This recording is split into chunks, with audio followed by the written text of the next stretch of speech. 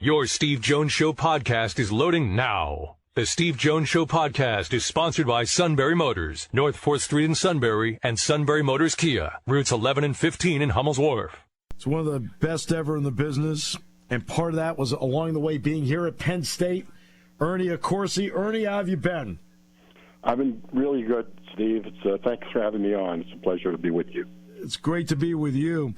I have to ask you, you were down in Hershey, the Tommy McDonald, Ray Didinger book turned to play. You were a part of that. What was that experience like? Well, it's interesting. They trained here from the time I was 11 to the time I was 26, but I was not an Eagles fan. I was a Colts fan. And I went to practice almost every day at one of the two practices. But, I followed them so closely, and Ray has been a great friend. I thought the play was great. I saw it, I think, the second or third night that it premiered in 2017 in Philadelphia, and then saw it 5 years later. I thought it was good then. I thought it was great this time. It was so well produced, so well done. I mean, I don't think there was a dry eye in the house. I told Matt that when I was introduced in Philadelphia as former general manager of the New York Giants, I got booed. And I figured, I hope I don't get booed in my hometown. So thankfully I didn't. I mean, I may announce Penn State games, but I grew up as a lifelong Giants fan. So thank you for everything you did with the Giants, because I appreciated it. How about that? Well, that's great. I knew I liked you, Steve. I didn't know that part of it, though. I don't think I ever told you that. Wait, but just going way back, what did a guy like, I know you work with Barry Jones and obviously Jim Tarman. What did a guy like Jim mean to you? I've said this so many times, Steve, and it's not hyperbole by any means. If I don't go to Penn State to work, and I left the Philadelphia Inquirer, I had a good sports writing job, but I always loved administration because I had worked 1 year at St. Joseph's in Philadelphia and loved it. But I always wanted to get back in it. When I went back up there and worked for Jim and was around Joe Paterno, I would have never, without that, I would have never made the National Football League. Jim taught me everything. I mean, when I was at St. Joe's, I just kind of worked out of my back pocket. I had no idea how to be an administrator. He taught me how to be an administrator. He taught me how to be organized, how to conduct myself. I remember when I went up there, I think I never wore sports coats. Sports writers never wore sports coats. First thing he did to me, he says, "We're going to Jack Harper and get you a navy blue blazer, gray slacks, and a nittany line tie." Okay? and that was my uniform. I mean, everything about not only the specifics of the job, but everything about how to be an executive I learned from Jim Tarman. I could never repay him. And Joe, was such an inspiration. I mean, he had more important matters than to worry about me. I was about as far down the rung as you possibly could be. But he was so inspiring. I mean, he would not allow anybody to think small. I mean, he was thinking big. That's right.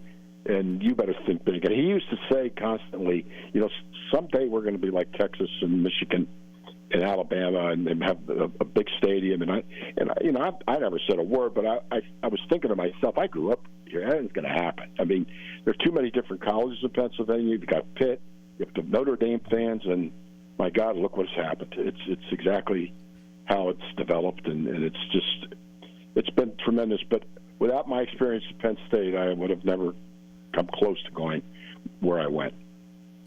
When you're a GM of a team, what are some of the details that are really difficult to deal with that the average fan would never know about that job? Well, it's Bill Parcells was a great coach, Hall of Fame coach. He late in his career became a general manager. I think it had a different title, but it basically was a general manager in Miami and the Jets. And I remember him saying, this job is different. He said, every day 10 things happen that you didn't expect to happen.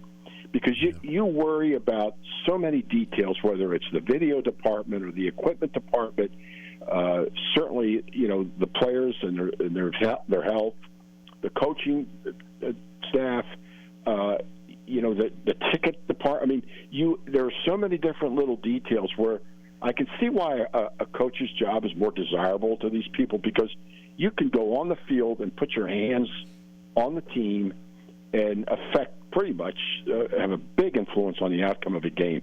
The general manager, the only effect he has on the outcome of the game is what he does in April or what he does in a trade or maybe pick up a player here or there. But you're helpless on game day. And, I mean, there's no job that has more pressure and less control because you're just sitting – you're at the mercy of what happens on that field. The officials' calls, the coaching decisions. You know, I laugh at this stuff I read about analytics in baseball where the general managers are setting lineups and affecting. But if I ever would have walked into Tom Coughlin in the middle of the game and said, look, I want you to put so-and-so at right guard, you know, I would have been thrown out of the stadium. I mean, that just doesn't happen in football. But there's so many little details, Steve, that come to your office. And you know, I wanted to know what was going on. So it wasn't like, don't bother me with that. I think it was most my responsibility. So I wanted to know everything that was going on in that locker room.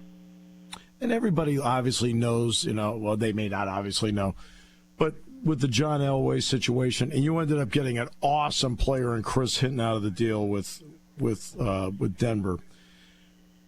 What did that experience of being in Baltimore then maybe set you up to really become even a better general manager down the road because you had that experience? Well, I was thrust into that job in the middle of minicamp, and Irsay came into my office. I was the assistant general manager. He said, I just fired Dick Szymanski. Do you want the job? I was in shock. I mean, the team was practicing on the field in minicamp. He said, if you don't take it, I'm firing you. So it's not the way I wanted to have a general manager's job, particularly there with that situation. Right. So I fell into it, and now all of a sudden I'm stuck with first pick in the draft, and the player doesn't want to play there. Now, I didn't make that trade. That trade was made by the owner. I found out on ESPN. I was watching the NBA playoff game. I was not going to trade him because I felt sooner or later, you know, if he's hitting 250 in Double-A in Greensboro and riding a bus in July, he's coming to camp for $5 million, okay? So I wasn't going to trade him, but I thought that when now that happened, Steve, I thought this is going to – I was 41 years old, and I said, this is going to wreck my career. I didn't think I would be able to overcome it. It was really a difficult thing to overcome, and then I left there. When I was stuck with the fact that he made that trade without me knowing about it, I left right as soon as that season ended and went to the Cleveland Browns. I don't blame you.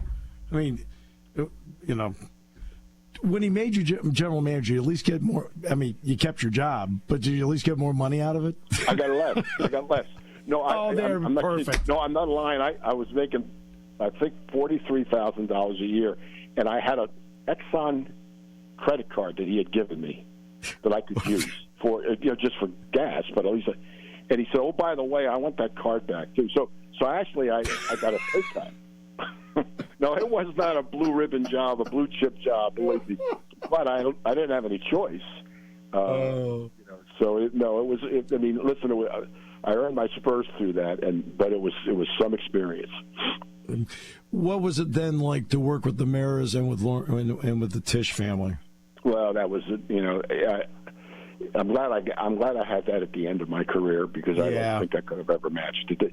They were so great. I mean, you know, Mr. Mara, I was there every day. Bob Tisch came in once a week. He couldn't have been nicer to me. And, you know, he used to walk in, Bob Tisch, and he'd say, you know, I know less football than anybody in this room. I mean, here was a multi-billionaire, and, you know, a mega force and Postmaster General of the United States, and he had that kind of humility.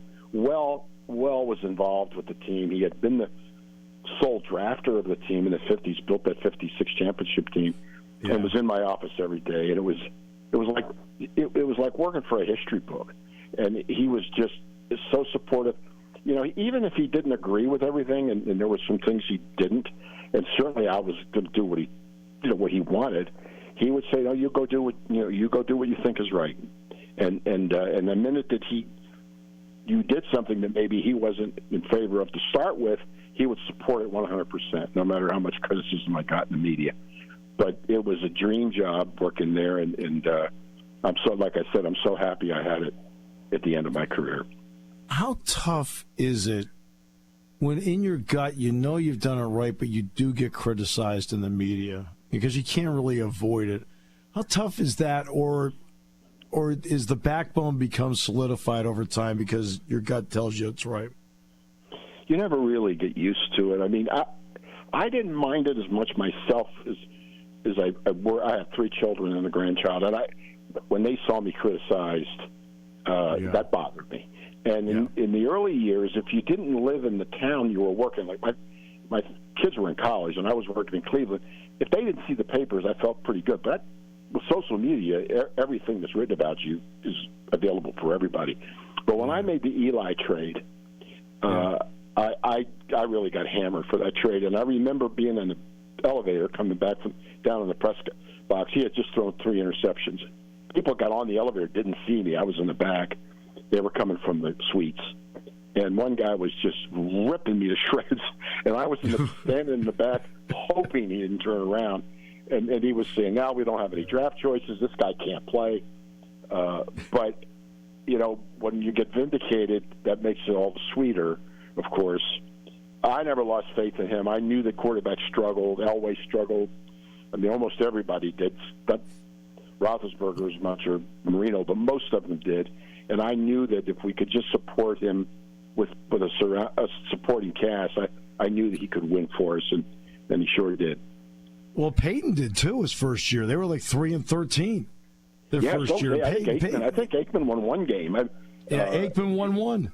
Yeah, right. You know, I always read the story about how Elway came out of the huddle and lined up behind the right guard. Yes, and the guard. The guard said, I don't have the ball, John. The guy on my left has the ball.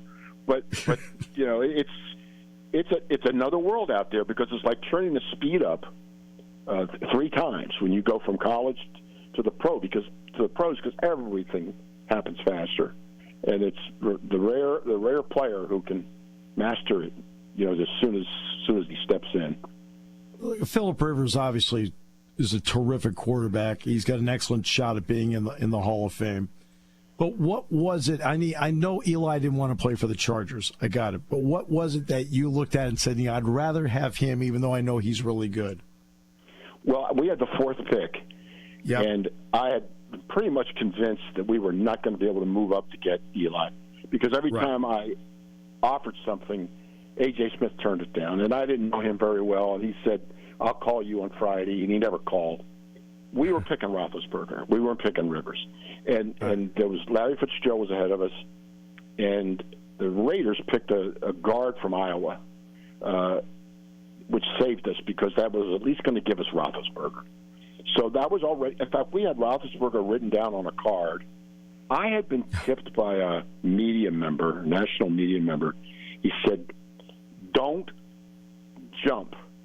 Use your whole 15 minutes because AJ's strategy is going to hold your feet to the fire with about 5 minutes to go and call you and ask for O.C. Unimanura, who was our prime pass rusher, which I was not giving up. And so I held, but I had Roethlisberger's name written down. And he called, and he said, but I want O.C. I said, you're not getting O.C. So so they said, would you give next year's number 1, which we had already decided we would do that. So I did, and now I had to pick a player for him, Steve. If he backed out after I picked that player and drafted him, I had the player. The league will not allow you to pick a player for another team. You have to pick him, and then you can trade him. And I said, who do you want? He said, I want Rivers. Well, I didn't dislike Rivers, but Roethlisberger was clearly my second choice. And I just held my breath until that TWX thing, it was a computer message, was accepted by the league. The trade was made, and then I had Eli. But that's how close. I wasn't going to draft Rivers. I picked him for the Chargers. Right. I knew that. I knew. Yeah, I liked him, but I felt I just had him rated 3rd. Our whole organization had him rated 3rd among those 3 guys. And I remember Robert Gallery was the guy picked by the Raiders. The tackle from Iowa. And to be honest with you, Ernie, because he played against Penn State, so Jack Ham and I are doing the games. We're like, Gallery's the 2nd overall pick? I know. I mean, the 2 of us were like, you got to be kidding me, because we didn't really like him. You know, it's funny. I was standing at the elevator ready to go to a game after we had Eli. We were playing the Raiders, and Al Davis was in a wheelchair. He was pretty ill at the time, and we were going up, we're getting on the elevator together. He said, now I got to go up and watch your quarterback tear us apart and look at that guard we picked. And I'm like, but thank God, because that at least gave me a backup plan with Roethlisberger. I mean, the Raiders, they didn't have a guaranteed quarterback. They could have picked Roethlisberger right there, and then I would have really had a tough decision. Because Jack and I were watching because they played Penn State, and so Jack and I were doing the game, and the two of us are like, and then when the draft came up, Jack calls me up. He says, "Explain that to me," and I said, "I can't." I know, yeah. And we're not. I'm not a professional evaluator, but I can tell if somebody's good or not. Well, I mean, he was good, but the impact that a quarterback has. Yeah, you better be right on that quarterback. But the impact that a quarterback has compared to, an interior lineman. I mean, it's not the same. It's not that they're not important. It's just not the same. Yeah. But you picked Snee in the second round. I mean, so you made Coughlin eventually happy. No. So yeah, that's right. Turned out to be his son-in-law, but we were going to pick him anyway. We were going to pick him anyway. Yeah. But it's a nice backstory. No, it's absolute pleasure. I think the last time I even saw you, I think it was when you came up on the Honor Gym with the press box thing. So yeah. Now, I want to tell you one thing, Steve, before you go. For years, I've turned the sound down on the television and listened to you. When I was in New York on XM, you and Jack, I love listening to you. And it went back to Fran and George Paterno. This year, for some reason, Comcast has got a 2-play delay. Now, the Internet's burning up over it, I guess, because a lot of people have been doing this. And I don't know why, if they did it intentionally or not, but, I mean, there was always a little bit of a delay, but it didn't affect how you did the sequence of the game. But now... we're way ahead from what I understand. So somebody told me the Purdue game, I was doing the next play, and they were just starting the play before that. It's terrible. It's not just a play; it's 2 plays. And it's just Comcast, because I have friends of mine that have subscribed to other cable companies, and they're current. So I don't know what people have contacted Comcast, and they have not replied. So I don't have any idea why they did it or if they realized they did it. But that's interesting. That's because I've had a couple people say that to me, and I just make the joke I'm clairvoyant. Right. But because now they're doing Learfield's putting out something, and you need your DVR to do this. It's called Sync My Game, where you can sync it up to the radio, but you got to use the DVR to do that. Whatever. Yeah, God, good luck with me. I just talk. I can't do the other parts. Well, I still listen because you guys do a great job. And tell Jack I said hello. He's always one of my favorites. In fact, I'm going to see Jack in about 35 minutes here. So great. Appreciate that. I'll definitely tell him you said hi. He'll appreciate it a lot. My pleasure, Steve. I enjoyed being with you. Thanks for having Ernie, me. it was great. Thanks so much. That was a fun conversation. Talk to you soon. Bye-bye.